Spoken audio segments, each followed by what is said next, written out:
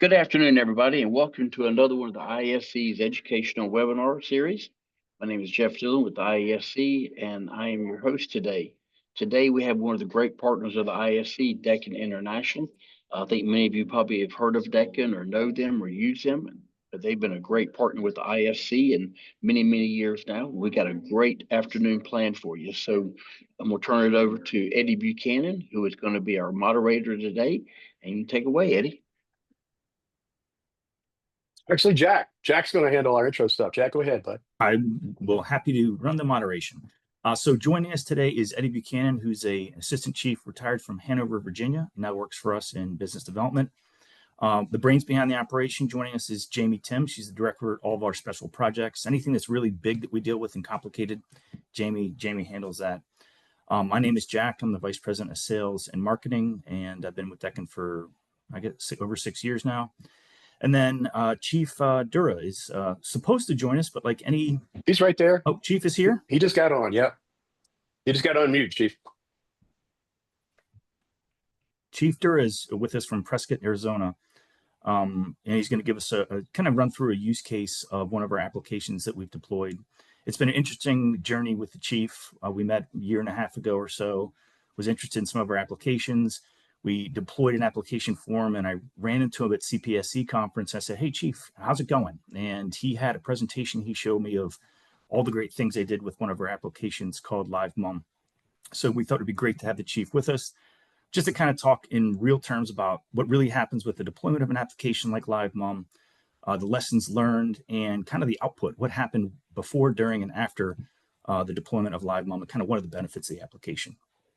For those of you who aren't familiar with Deccan, we started in 1995 with our first customer in Washington, D.C. Fire, and have since we've grown customers all throughout the U.S., Canada, and Australia. And when you think about Deccan, we're a software and services company. We build software solutions and provide services to folks to do one of two things: to find seconds and to save seconds.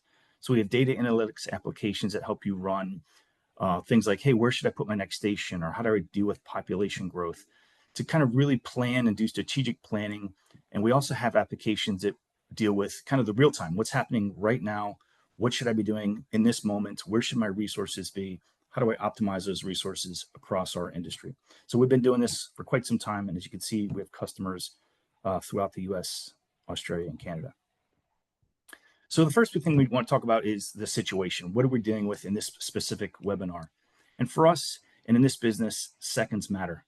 I mean, hands down, if I went to any chief or any leader that deals in this work and say, hey, is 3 or 4 seconds valuable to you per call? Is 2 seconds valuable? Is 5 seconds valuable? The hands down, 100% of the time, the answer is yes. If someone could give me 3 seconds, I'd take it, hands down. So that's kind of the situation we're in, where we're trying to find seconds as our communities evolve. Another thing we're seeing is inconsistent application of coverage strategies. Where should my resources be right now?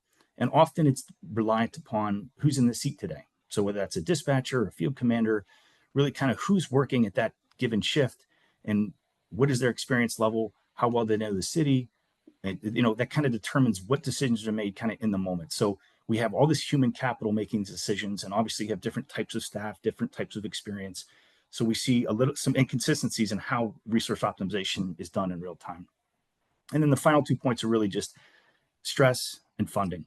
We've seen over the years high turnover in 911. I don't know what's happened in the last 8 to 10 years, but it seems like there's a significant amount of constraints in 911, extreme amount of turnover, very difficult times hiring people, retaining staff, all throughout this industry. So we have fewer resources available, high turnover, we have increase in population. Almost everybody's seeing growth. Everyone's seeing new development, which means it's going to be an increase in calls for service. And then kind of the problem with that is we're seeing stagnant funding, lack of funding, sometimes even decreases in funding, or people just aren't paying attention. Developers are going to come in, build something new. Nobody comes to the fire and EMS department and says, hey, what do you need to make sure you can accommodate for this growth? So we kind of in a quagmire here with trying to find seconds, improve response performance, inconsistencies across the board, and how resource optimization is done. Then you just have, on top of that, the stress of resource allocation, resource retention, PSAP reductions in staff, and decrease in funding. So to that end, we thought it'd be great to have Chief Durre come here and talk to us about how he used LiveMUM, his experiences with the application and the Deccan solution. So Chief, if you're on, why don't you go ahead and give a quick intro to your story? Yeah, absolutely. Thanks above all for having me. This is definitely an exciting part. I came to this department about 3.5 years ago, and as some of us know, the Granite Mountain hotshot tragedy is part of our history, and that was also exacerbated by the 2008 recession that had hit Arizona particularly hard. And the reason why we're still talking about the 2008 recession, to put this into context, the city of Prescott just this year was able to get back to the full-time equivalent count in the city that they had in 2007. And you can imagine since then our community has grown, our service demand has increased, and we've gotten a lot more busy as a fire department. We had not built a fire station in 35 years. In that time frame, our call volume had gone up significantly. I'll cover that here in a second. And we needed solutions that were leveraging technology, but they were leveraging technology through both a very defined strategic plan that had outcome measurements on the tail end of that. And I'll discuss that here as to why it's very relevant for this Deccan solution. But it also was important for us to be able to really say, hey, we don't just want to take every piece of technology off the shelf and hope it does something. We really needed to make sure that when we inserted that into this environment that hadn't seen a lot of these technologies and these initiatives, that they very quickly gave that end user confidence and a return on that investment. And definitely that's part of our story here. So in the city of Prescott, we have an automatic boundary drop agreement, very similar to what a lot of folks are familiar with in the Valley in Phoenix. With Central Arizona Fire and Medical Authority. We have 5 engines, they have 10. And so together we have 15 engines with an ABL system that basically are completely agnostic of boundaries. And those companies had been part of a static move-up system that was developed, I believe, sometime in the late 90s, early 2000s was the last time it really was updated. And it really was what most fire departments had done over time, which is, for instance, we're a very high tourist area. We have a wonderful courthouse square in the middle of our town with a historic street called Whiskey Row. And we said, well, that's got to be where the people are, right? Well, of course, we've never really been able to put GIS mapping to it, in part because of that understaffing across the city that I was talking about.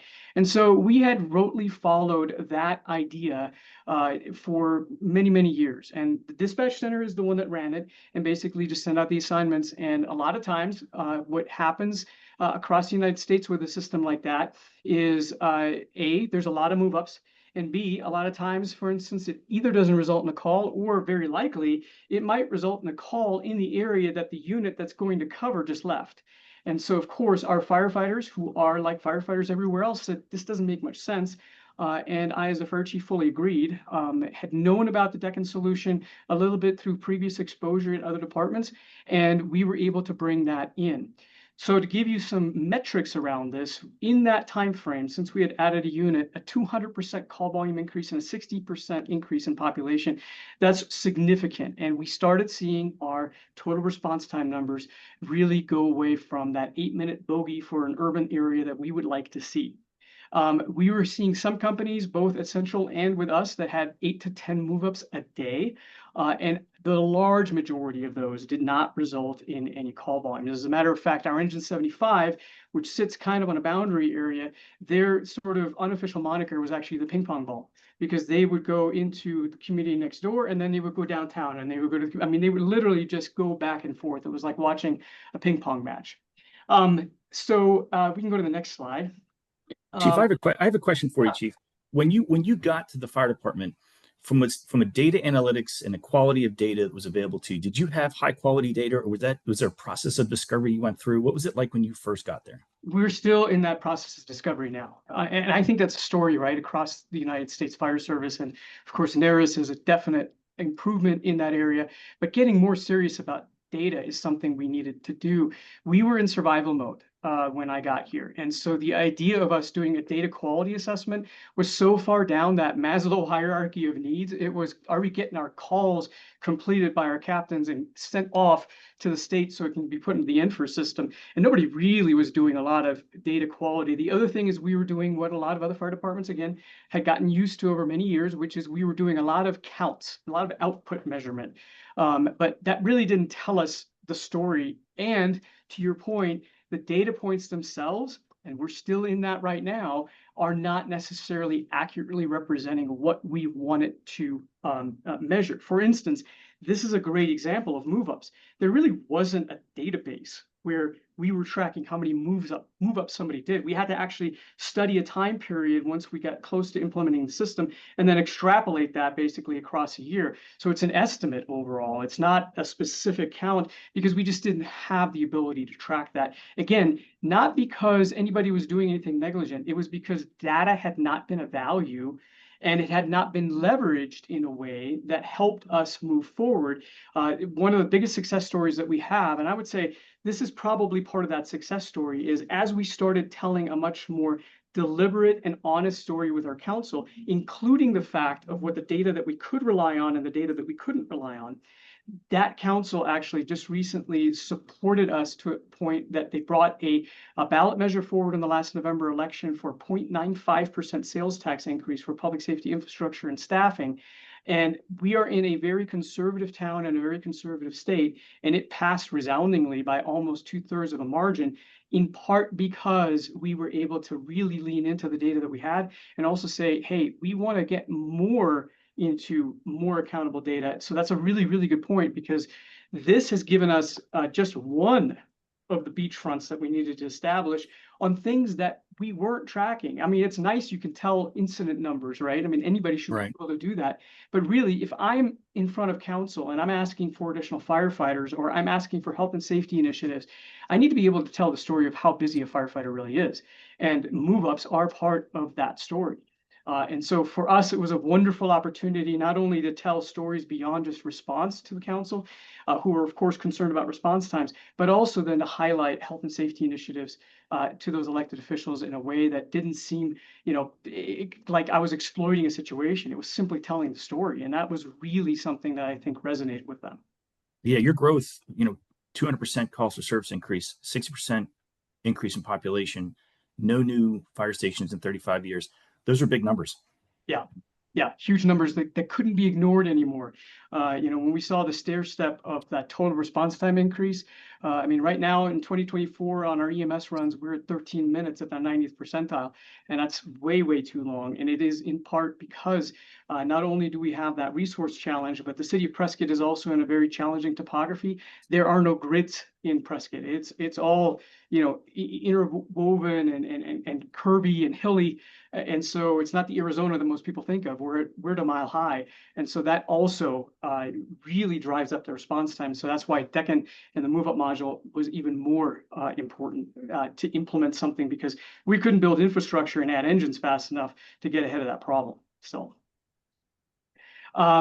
initially in the first year, full implementation, we saw a reduction of move-ups from about 1,700 annually, and again, that's an estimate that we had, to about 225. And that results basically in a savings of around $125,000 a year when you just consider the road miles traveled. That's not even expanding the impacts beyond just what that engine on average costs to operate. The batting average that we talk about, and for the viewers that aren't familiar with that, the batting average basically is if we move an engine into an area, it's basically a risk-benefit analysis, is how many times does that engine catch a call when it's moved in the direction of that move up. And it went from 10%, below 10%, to about 57%. And from everything you all tell us at Deccan, it's 50%. That's what we're trying to achieve. And of course, in this case, we're tickled pink that that's happening, because again, that end user, and I'm going to talk about that in a second, needs to have confidence that the system is doing what it's doing, especially when you first implement it. It does some goofy things when you think about the old static system. And so the ability for us to really have the proof in the pudding almost immediately, that's pretty good. And you talk to some of our more cynical firefighters, they'll tell you the right story, right? And when we ask them about, hey, is this working for you? A smile comes on their face and said, absolutely, it's working. It's not just making us work less, it's making us actually have calls that are meaningful. And that's something that's important, right? So because of that, it was a resounding win. It was a resounding win with our firefighters. It was a resounding win with our council. It was definitely a resounding win with our city management and our finance department, who had been asking the fire department for decades to do smarter things. This is definitely one of those initiatives. And for us, definitely, we started seeing, wear and tear, firefighter exposures, and cost reductions very, very quickly. Now, I will say, almost tongue in cheek, we partially didn't have we didn't have an efficient system, right, when we implemented Deccan, but we had move-ups. And so we had sort of a really low bar to start from to some extent. But I would tell, somebody that's considering this, for instance, even if that's not the case and you already got a fairly fine-tuned move-up system, you're gonna start seeing significant improvements. So we can go to the next slide. So a couple of key points for success, just for those that are considering doing something like this. We did a really, I think, good job overall explaining why to everybody involved. And one of the things that was really important to us was not just what change management teaches you, which is to celebrate those small wins, but really look at that entire impact that stakeholder set. So I think a lot of folks might say firefighters and elected officials, well, your dispatchers, especially if they are part of that move-up system, are a key stakeholder. They are going to be just as interested, change resistant, and also have an opportunity to have their workload improve as anybody else, but you definitely have to do that work ahead of time. And then for us, we have a very strapped IT department. We wanted to make sure that they also knew that what the work that they were doing was making a difference out on the street. And that really was something that helped us not only in that, but it also built a relationship for a standards of cover study that we did later with them, that I would say probably some of the human capital investment that we made as part of this paid dividends there. The other thing is we picked implementation leads, one from each agency that were very passionate about it. On our side, we had a health and safety member on our health and safety committee that's very passionate about those things. And so he was able to explain that why to all those stakeholders that I just explained a lot better. On the Central Arizona side, we had a battalion chief who was also very good at explaining the story, and he was able to rally those BCs. We have 3 total battalions, so there's 9 battalion chiefs, right, that you've got to kind of get yoking together, and 3 of those are from one agency and 6 are from the other, and he had that respect. And so really making sure that you understand who you put into the implementation lead, I think, is also very important. Don't just set it and forget it. You got to monitor this thing on a regular basis. We're still checking in on this, on a regular basis, but more than anything, let that system work. Like I said, before we implement it, we made sure we even told them, hey, here's a website, SharePoint form, that if you feel like the move-up system is doing something that it shouldn't be doing, immediately put it on this form and we'll get back to you and look into it. And I think we probably got a few at the very beginning.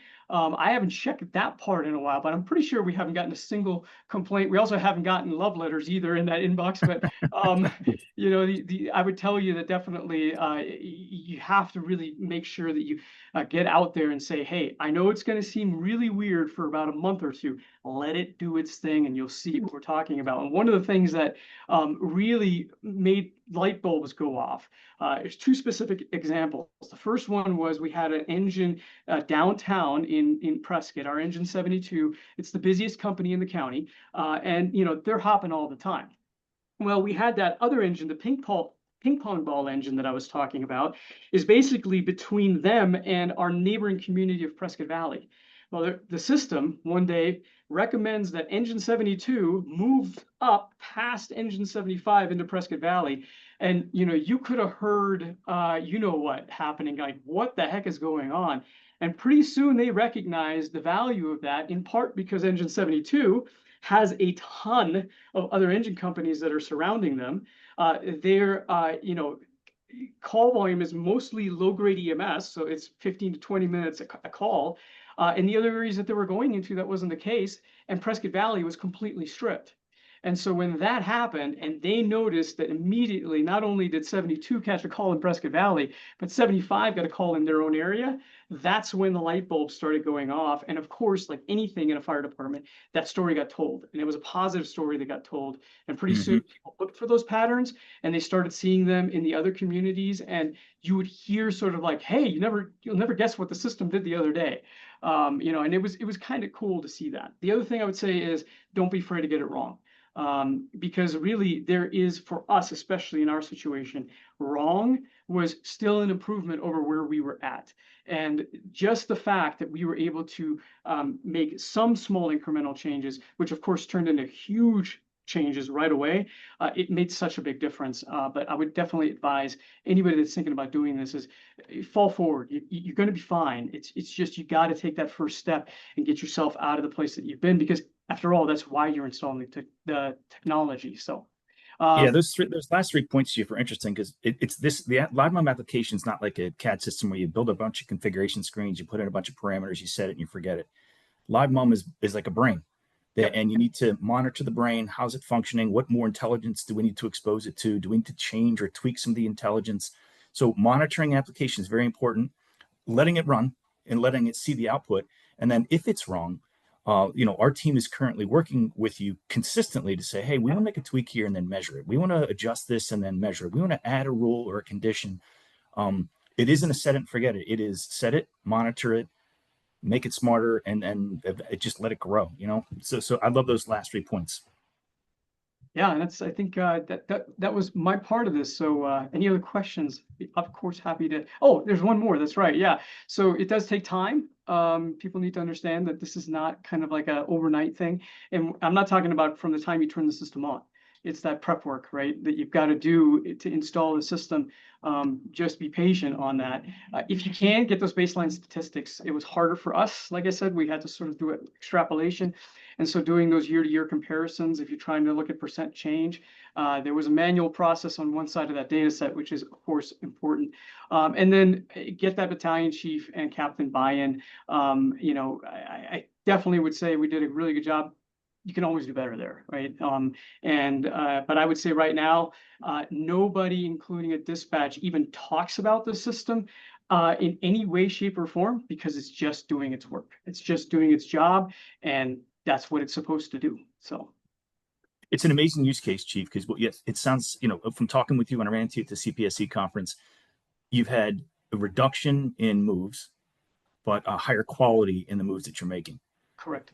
Which is usually a different story sometimes for us, which is an increase in moves or different moves, or but the reduction in moves, which makes people happier, because no one wants to be called at 2 o'clock in the morning, whenever to be disrupted to move, for no reason.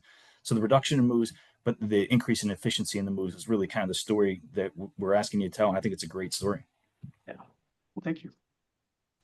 Yeah, Chief. I worked with the team when they initially were looking at moving to this application, and I really got to applaud the thought, the effort.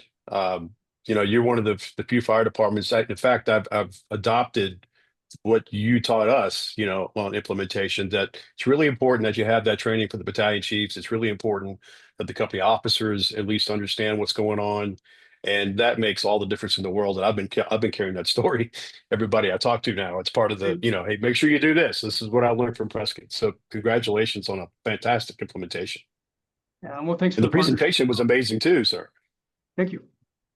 I was taking notes on just basic presentation skills here, man. That was very good. So thank you for taking the time for that. Thank you.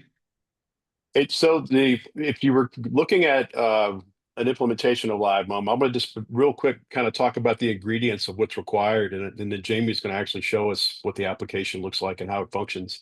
But what we're really working, we're based off geospatial data, so GIS layers are going to be an important part of that, and the team is really good about kind of customizing and wrapping things around how you want to operate locally. So if you have those response zones already that exist, and that's great. If you need us to help with creating some response zones, we can do that. But a lot of the metro departments kind of tend to already have some sort of geospatial layers available. We're going to grab some historical data from you, a couple years of historical data that we're going to use to basically teach LiveMUM how to think and how to act and what to do. One of the things that's really cool about Deccan is we have these operation research, these data scientists on staff, so that they are really good about. It's not a custom application, but it's custom configured for you, right? So it's going to be really wrapped around how you want to operate, what your coverage strategies are, and what business rules are important to you. So that's kind of one of the things. I know from my old fire department, we always struggled with even trying to articulate how we operate, like what do we want it to do? That's hard to put on paper. You know, when it's been depends on what shift is working. We're going from that to having a consistent strategy of coverage. That can be a piece of homework all by itself. And then of course you have the application and the interface. And Jack, hit the next button there, and this is continuum of analytics. I want to point out where we're working here. So we're working all the way over to the right. So, you know, when you look at analytics and what's possible today, the descriptive analytics are fairly easy to do. We can look backwards in time without, you know, it's pretty standard capabilities. To look backwards in time and actually give you some diagnosis of what's going on at that particular moment or across a time period, you know, that's where we're excited to see things like Nearest come online, where we get some, you know, basic dashboarding capabilities and some things like that. We have an application we call Analyst that does that for us and can really just slice, dice, spit out information however you want to see it. But when you get into the predictive components, that's where things we get into the data science now. We're really digging in and predicting what might happen. And then, of course, the heavy lift is what to do about it, getting to actual prescriptive analytics. So it's one thing to recognize you have a gap or a coverage or an issue or whatever it might be in your data set, but to be able to actually predict what would happen next, and then here's the right step. That's where you get way out there into the complexity and the value of what these tools do. So some of the things that are kind of the core components of the LiveMUM application are, we look at depth of coverage. We look at how many units can get to a place within the response goal that you've set. We look at how long units are going to be tied up on the calls that they're involved in, estimated time back. That's an important feature of that. If a unit's about to clear up from a hospital or from a previous call, we don't want to maybe move units in that case. We want to avoid, we won't create a gap. We won't create a gap to cover a gap, right? So being careful of the wake, as we say. Looking at incident probability, what's the likelihood that the next thing's going to happen? And then putting all that in business rules. And, you know, some of the things I've really enjoyed about LiveMUM, we have the modes, we have live, static, and then we have the ability to replay too, which is pretty awesome. If you want to go back and see what happened, you know, yesterday, or maybe use something for training, use an incident for training purposes. But anyway, there's a lot that that's involved in this. But what's really cool about the application is, as Jamie will get ready to show you, it's really simple. The complexity of the interface is ultra simple. Basic colors. And Jack and Jamie, if y'all want to go ahead and trade screens, I'll get ready to pass it to Jamie, but for the walkthrough. But it doesn't require a lot of technical skill to operate the actual application itself. So Jamie, you want to walk them through how the application actually functions? Yeah, sounds good. Can you hear me okay? We got you. This is a web application. It's browser based, and it is something that we'll normally see dispatchers using, but because it is a web application, you know, you do have the option to share this application with your other stakeholder groups. You know, Chief Durre was taking a really good point here about bringing them on board, involving them in your process. Part of the platform does make that process more straightforward. We have some departments that will take their LiveMUM application and make it available in a station house. We have the ability to make it available in the fire chief's office and to have it be something that even those who are outside of the communication center can have access to. And that means that everyone can be more involved in the process, see what current coverage levels look like, and even, you know, sort of monitor what types of move up recommendations are being generated by the system. Eddie mentioned, and this is so true about LiveMUM, it is very straightforward to learn how to use and to understand it. With the turnover that we see in 911 centers, we know that it's really critical to make sure that technology is incredibly straightforward and easy to understand. When you've got someone who's brand new, maybe they've only been call taking a short time and they've moved up into dispatch, we don't want to have something that's incredibly complex or looks like technology from 30, 40 years ago, where it's difficult for them to get up to speed and use it fast. LiveMUM really makes that process incredibly straightforward. And, we're a mapping first company. We really like to be able to leverage the use of GIS and make sure that when we're presenting information, data, recommendations, anything that it is, we're doing it in a way that is easy to understand and appealing, to the human eye. And so the way that we've set up these coverage maps is we've adopted a color coding system that is intuitive and very straightforward. When you see areas on the map that are colored in red, you intuitively and instinctively understand that those areas are a problem, that there's some kind of issue happening there. When we've configured these applications with the agencies that we work with, we're able to really customize those colors to make sure that it reflects an agency's own operational experience about what constitutes a coverage gap. So we're looking here at this map and we can see that, station 82, where engine 82 is housed, is red. When I click on this map here, I get a little bit more information about it, but it really reflects what this agency's assignment of coverage rules are for station 82's area. From here, we're able to understand that they've designated that station 82 and station 122 can cover each other, that they're within a close enough proximity geographically that they're able to cover one another. And this highlights a concept in LiveMUM where you don't necessarily have to treat every area as independent to itself. We want to be able to understand from a risk management perspective, what other apparatus, what other resources are available nearby. And so when we look at this in LiveMUM, we will work with the agency to use some mechanisms to make this definition. But in this case, we would say, if engine 122 and engine 82 are in close enough proximity, then as long as there's at least one resource available in one of those two stations, that area could be covered. For some of the zones in station 82's area, it might also have been covered by engine 72. So engine 72 might share some resources over here, some depth count with 82.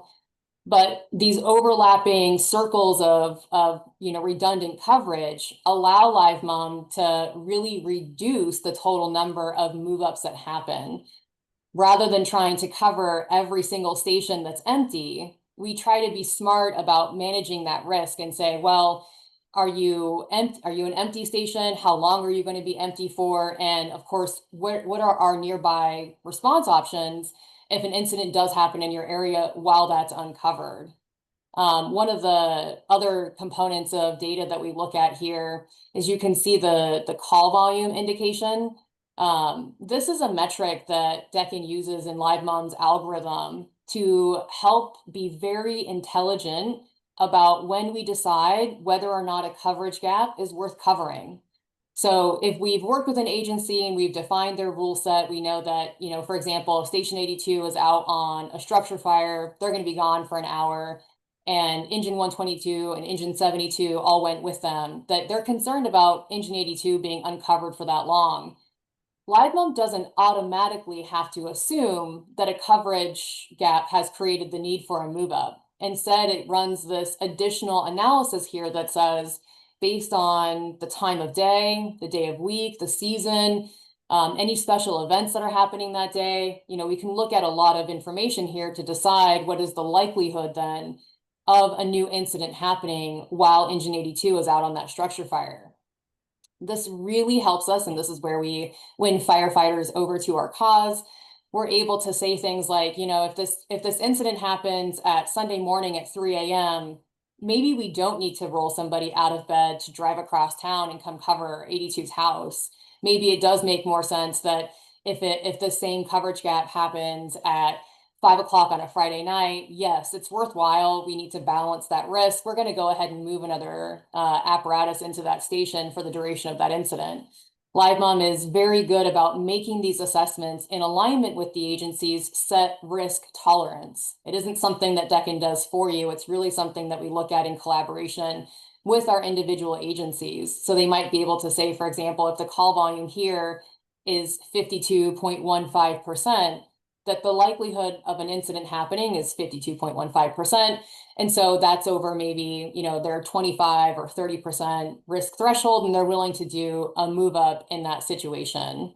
So the ability to calculate the call volume score here and do some future facing analytics before recommending that a move actually happens is a very key feature for LiveMUM.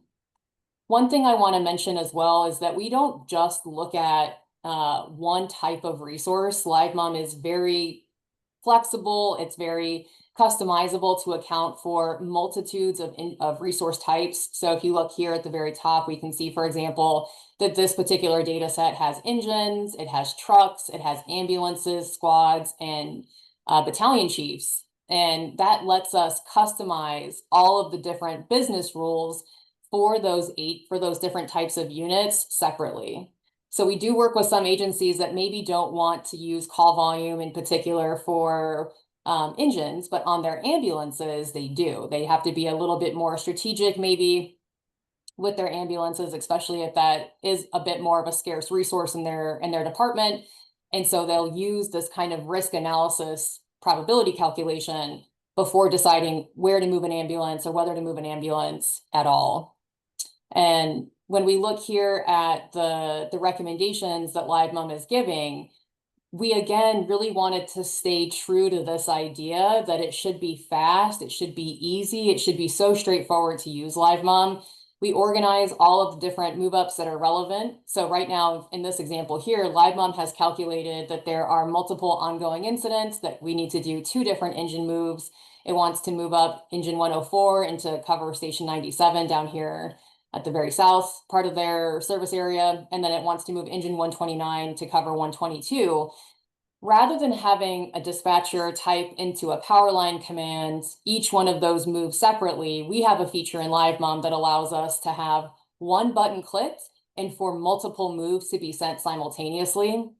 And so I'm actually going to show you what it looks like here on a different scenario when you do have moves that are happening across a busy city for lots of different unit types. This is, especially true when we have situations where you not only have multiple incidents that might be happening, but you have chosen to model several different types of resources in your LiveMUM application.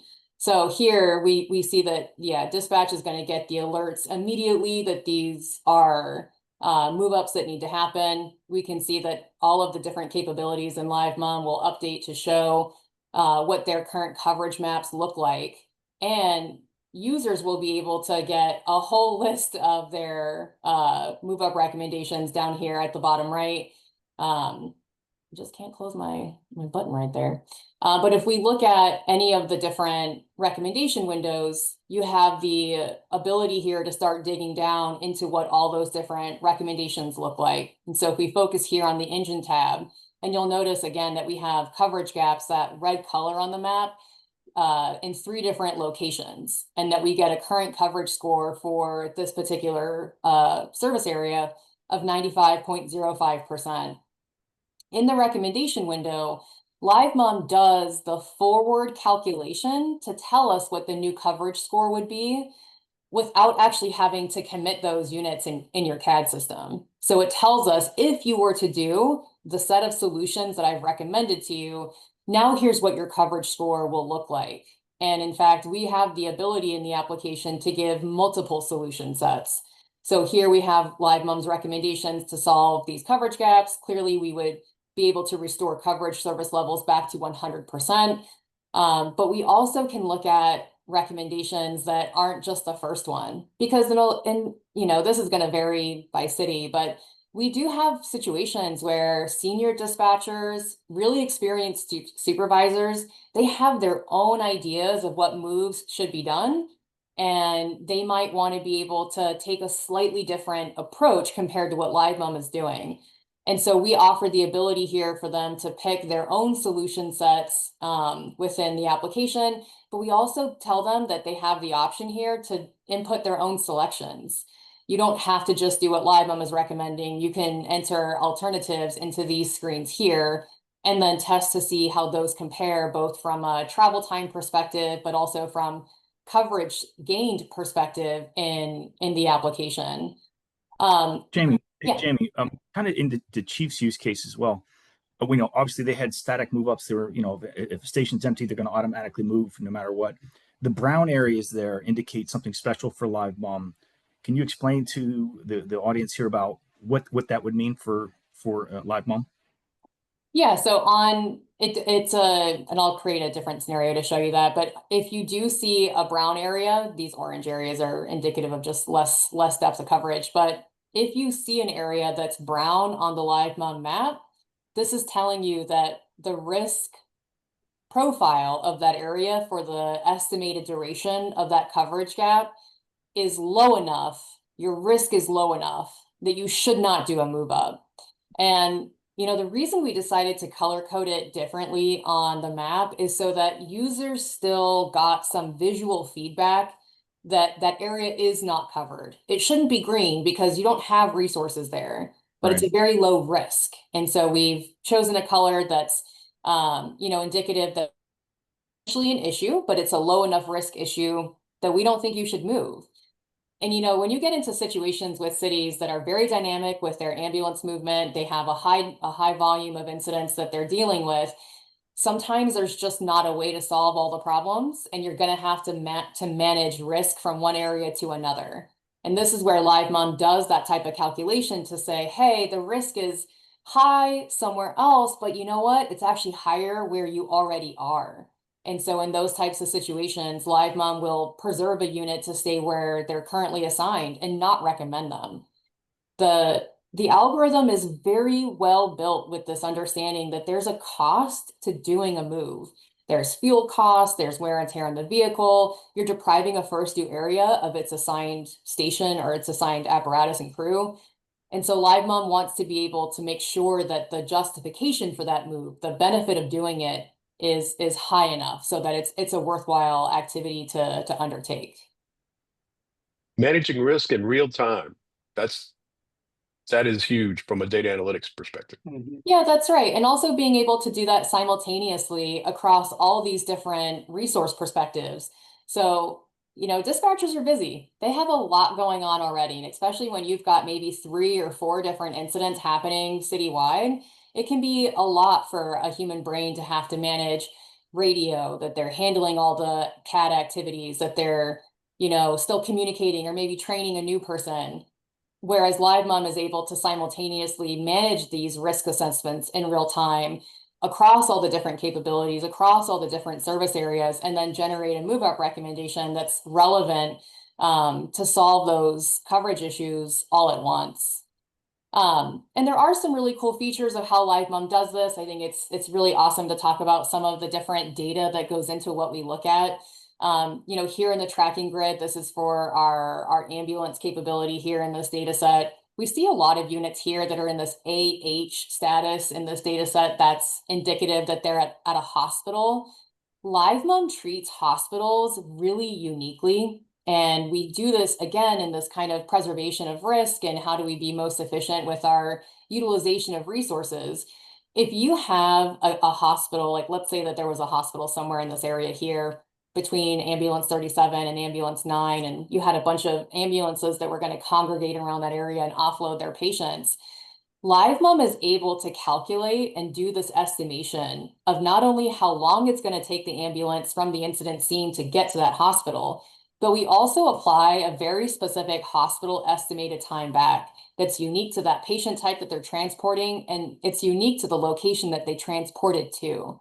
And so in cities where you have multiple hospitals that you're transporting to, you still get this unique assessment of how long someone's going to be there offloading a patient based on all this historical activity.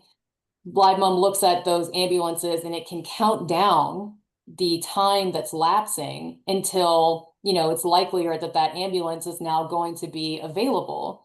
This is really key, because if we know that somebody's been at the hospital and they've been offloading a patient for 25 minutes, depending on the busyness of that hospital, you might have an opportunity in the next 5 to 10 minutes for another ambulance to be free in the system. And LiveMUM wants to account for that so that it doesn't proactively move another ambulance to manage a coverage gap that's near that hospital. It's much more beneficial to the system. It's usually much more efficient to wait until the unit who's at the hospital actually just clears that incident, and then you're mitigating some of the need for unnecessary driving around and so forth. So the use of these hospital estimated time back components in LiveMUM are a very effective way to differentiate where you've got units at and what activity that they might be involved in. We also have the ability here to set our depth counts differently. So you can treat engines very differently than how you treat ambulances in LiveMUM.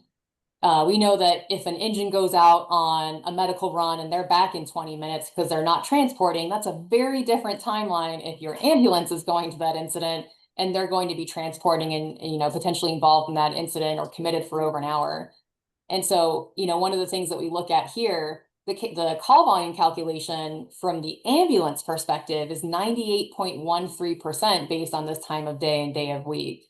That is specifically for for an incident happening that would require an ambulance to respond to it. So we don't just use the same call volume algorithm. We don't use the same historical data for engines and ambulances. It's all unique to the capability that we've built into your LiveMUM application for that. I wanted to show a feature here in LiveMUM that helps us visualize all of the different components of the application that you've built in simultaneously. This is a feature called wall map. And what it allows us to do is to see the current coverage map for any capability that you've built into your LiveMUM application at the same time. We often see agencies that will have the wall map feature on a big monitor somewhere in the dispatch center. We might see a wall map that's up on a chief's office or again in the station house. This is a great way to be able to kind of glance up and see and get that immediate situational awareness around what your problem areas are, or maybe coverage just looks good throughout the city and that there's nothing in particular that you need to pay attention to. But it is really nice to not have to, flip through different capability tabs in the main map. You can just see these instead all at the same time. And you can always just, turn some of them on or off as well. You don't have to look at them all at the same time. But this is a great way for us to be able to, again, spread situational awareness and to encourage our other stakeholder groups to get buy-in to LiveMUM by giving them access to the program here. One of the other features. Jamie, how does that? Oh, go ahead. I was just going to ask, how would it handle like a special event, like if there's a football game or something? Yeah, great. How does that? A feature in LiveMUM that, because we know that, things aren't the same every single day. And usually that's one of the issues with technology, is that it's kind of meant to operate in a straight line. And when you throw it a curveball, it can be difficult for some systems to react to that. With LiveMUM, we offer a feature called conditions. The conditions feature is a great way for LiveMUM to react to a new scenario. We are able to pre-create these conditions where maybe there is a parade or there's a large baseball game. I live close to Atlanta and we're going to a preseason Lions game there tomorrow night. These are all things that change the flow of traffic. They change the incident activity. They change the call volume. And sometimes they're even going to change some of what your staffing looks like for the day. And so with LiveMUM and these pre-planned conditions, we're able to tell LiveMUM ahead of time that, hey, when these games happen, or when this dignitary visits my city, or when I have an influx of tourists during my summer season, I need a different set of configurations. I don't want to treat it the same as every other day. And so you can either have those conditions where you turn them on from LiveMUM. So you have a conditions drop down from the menu bar, and you can have those pre-built conditions toggled on and off. And you tell LiveMUM when they're happening and you turn it off when it's done. But we also have some automatic conditions. One of the agencies that we work with has it set up so that when their ambulances dip below a certain amount of availability, we temporarily turn off move-ups. If they've only got 10% unit availability, they're not doing move-ups anymore. They're just responding to calls. And so rather than have LiveMUM try to be strategic about moving their remaining resources, there's not any real benefit to be gained at that point. You're just dispatching them to call after call. We just shut off the move-up algorithm and show you the coverage map. And then when you get enough units back in the system, at that point, you're able to turn the move-ups back on. I just lost my connection. Don't you love that? Yeah. Well, we got some questions we want to catch on the tail end here anyway. So Yeah, go ahead. I'll get reconnected here shortly. hey, Chief, one of them's for you, Chief Durre. It says, what challenges did you experience as far as CAD integration? I guess they were wondering, how difficult it is to make the connections so LiveMUM can work. Yeah, in this case, now granted, I'm the fire chief, not the dispatch supervisor, nor am I the IT person that did it.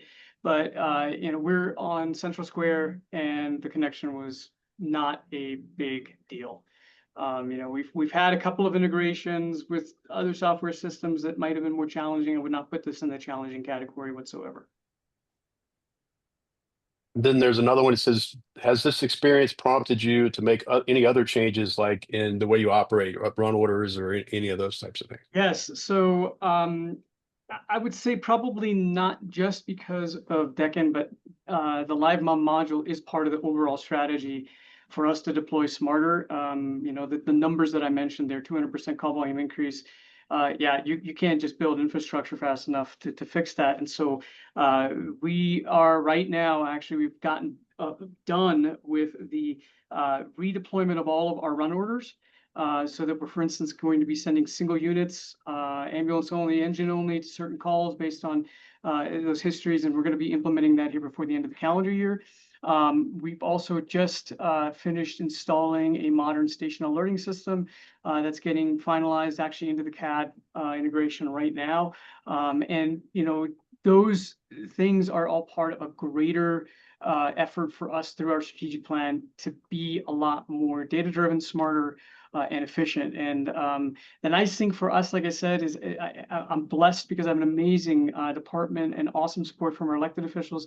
They're all excited about it. And so that change management of implementing those softwares is just, it's not the way that I've experienced in other places. And so definitely Deccan is part of that bigger picture, yes.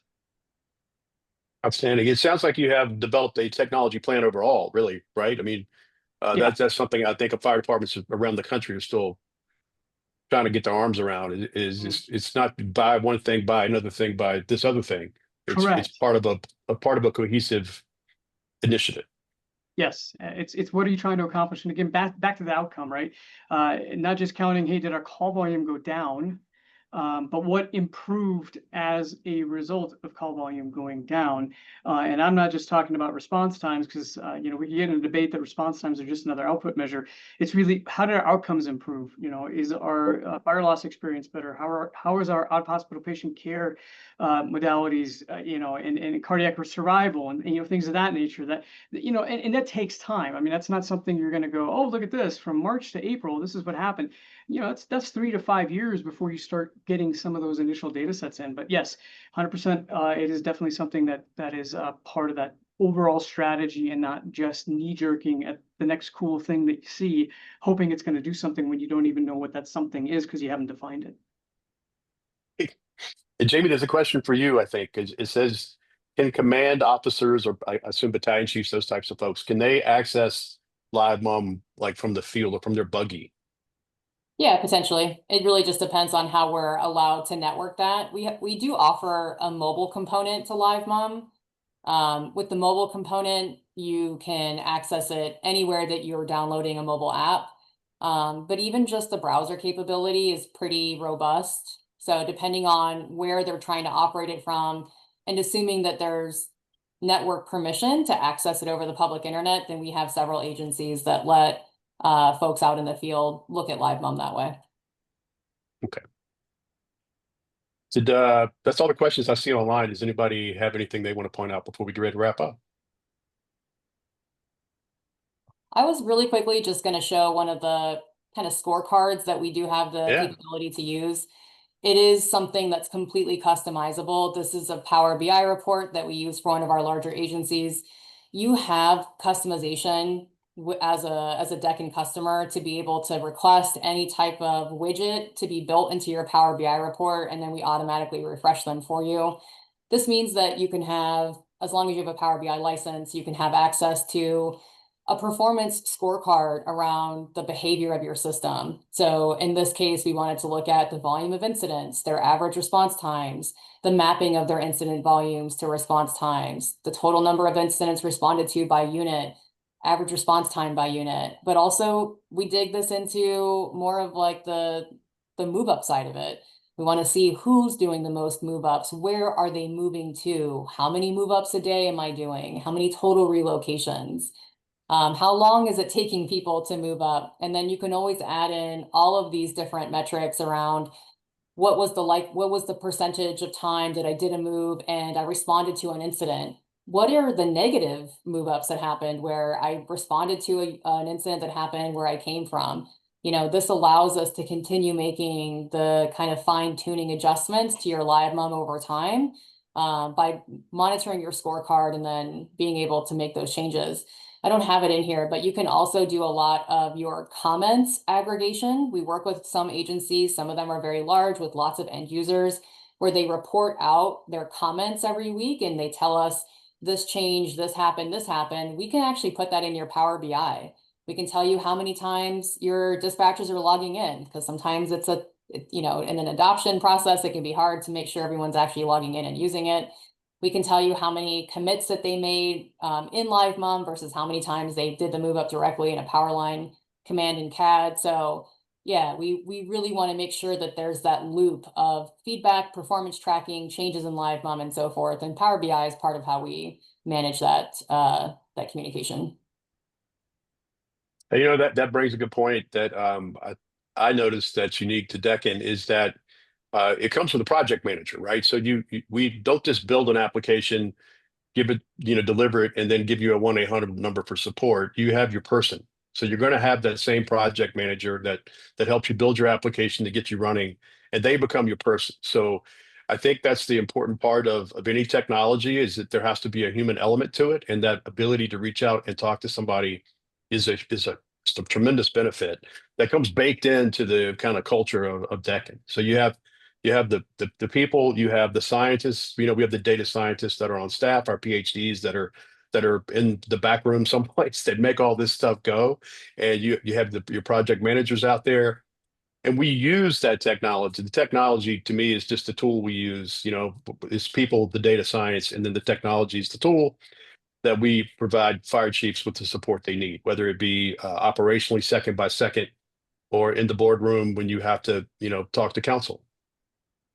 So Chief Durre, I really appreciate you taking the time out of your day to come on and tell your story, man. Not a problem. You guys, thanks for having me. You guys rocked the house on that implementation. I enjoyed working with you on that. It was really, really a great team there. Jack? Yeah. How do people find us? Yeah. Eddie's got a list here for our email address to contact us. I think you can also go to our Deccan website listed there and reach out to us. And we appreciate everyone's time. I know everyone's busy. Chief, I want to just say a special thank you to you as well. You're very busy.